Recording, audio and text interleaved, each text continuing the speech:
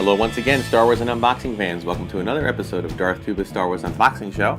I'm your host, Darthtuba, and today I'm going with something that I've never done before. I've never shown you before. And this is something a little different.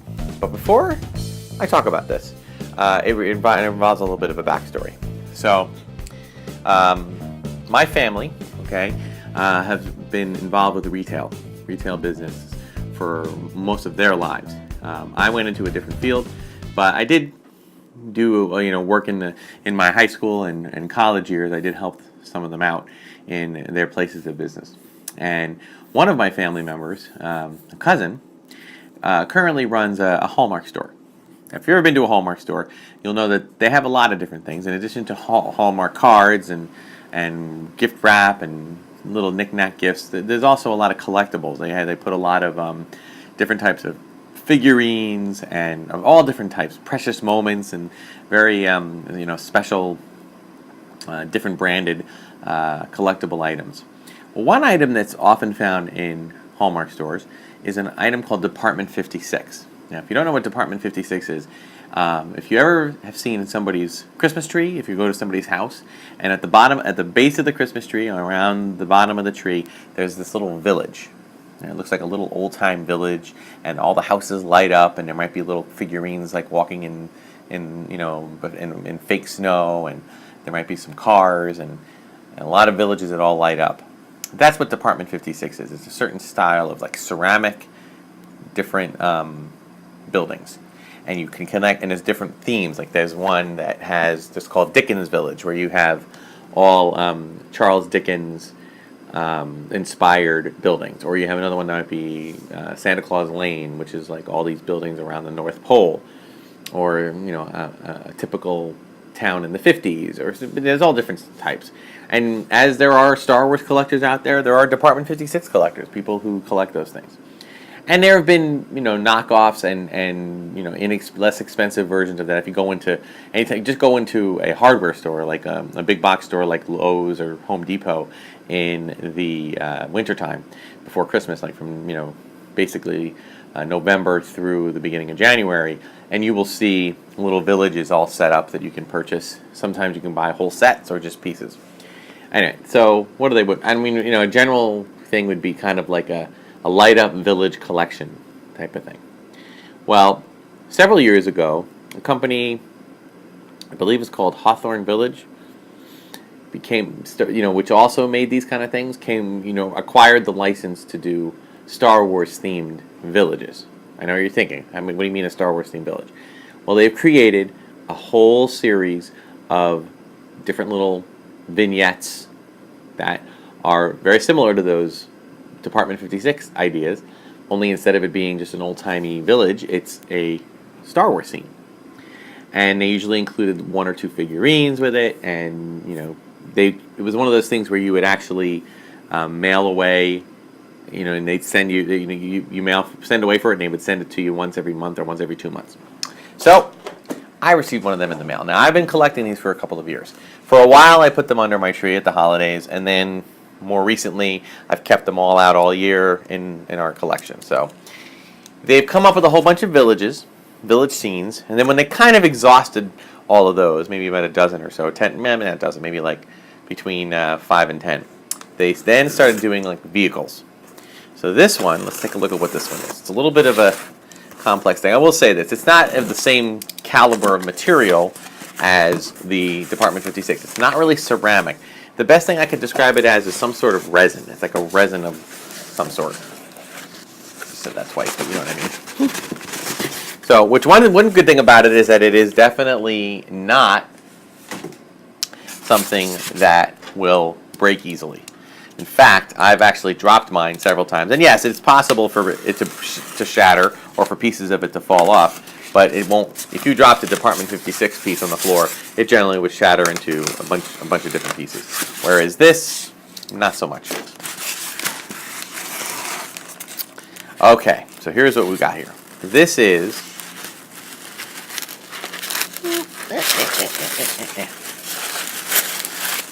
okay. This is Rey's speeder. okay, from Star Wars Episode 7, The Force Awakens. Okay? And as you can see, let me just put this off to the side here. I just want to check one thing out before I close my box here. Okay, most of these come with a specific figure. In this case, that is not so. In this case, it does not come with a figure. Instead, the figure is permanently attached to the speeder, which I actually prefer because the figures are very easy to lose. They're very tiny. You can see they're only about this tall. All right, but as you can see, okay, it's a pretty solid. It is made, as I said, of some type of a resin. Okay, it has 4 things on the bottom bases, so you can rest it on the ground like that. Okay, and the really cool thing about it is that it has a 2-way option of lighting up. It has a little battery pack that you can set things up and put the batteries in, and then just flick the switch right in the back, and it lights up. Okay. Now, how this would light up is probably pretty basic. It's probably just, it looks like it has lights just around the bottom of the speeder itself. Okay.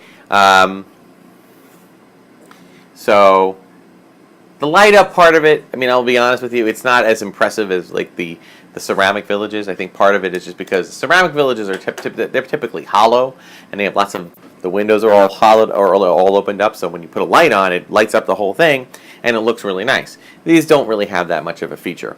But what's nice, and another thing, some people complain, well, my goodness, you're going to have to constantly be putting batteries in, and it's a real pain, like battery replacement is. But it does come with a unique alternate lighting feature, and that is that it has a plug.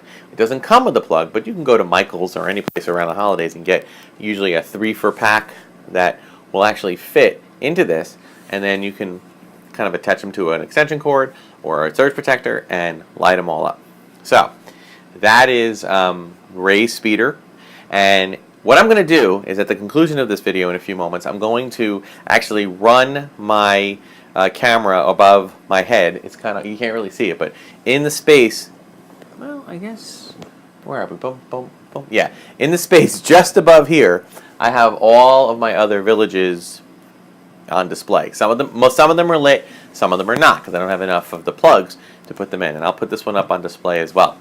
So, what do I think of them? I think that they're a really nice item. I wish that they would, the company, I believe it's Bradford Exchange is another one, but Hawthorn Village I think is I think Bradford Exchange is the company that does all of the different kind of collectible things. They like kind of market them all.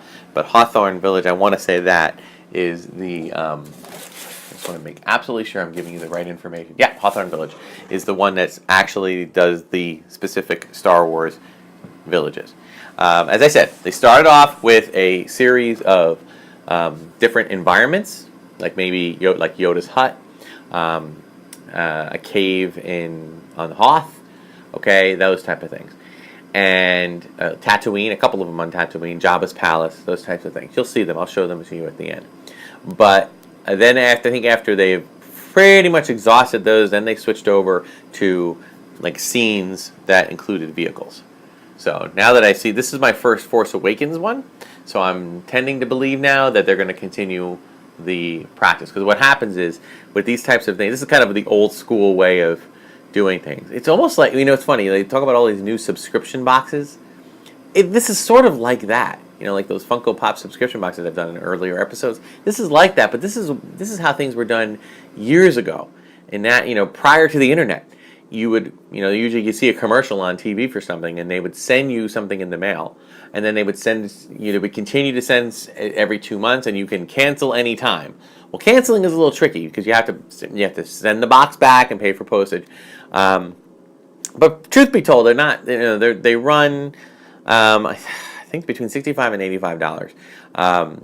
They're really nice. I think that they if you're the type of person that has like a shelf space that you would want to do that, I recommend it.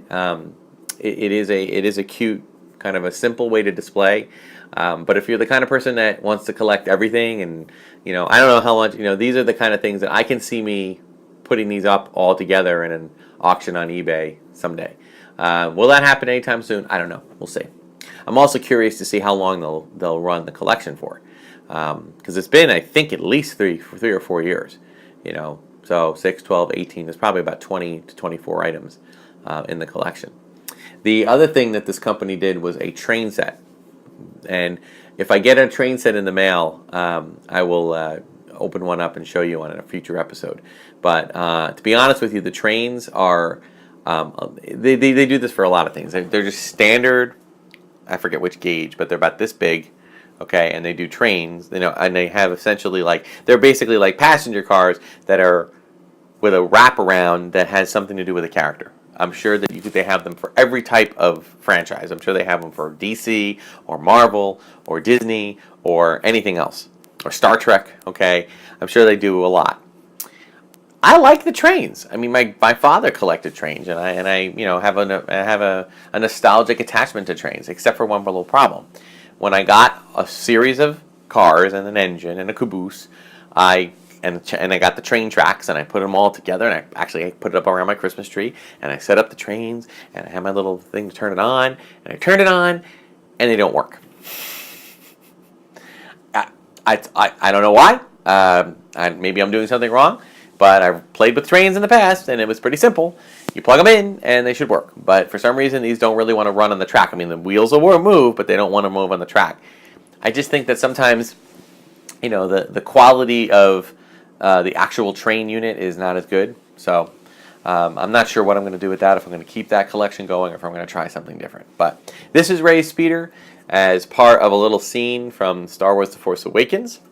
And it's a pretty good detail, and I like them. I like these pieces a lot. And as I said, I will include at the conclusion of this video some close-up photos of this, along with some a kind of slow pan of a lot of the other ones that have come out.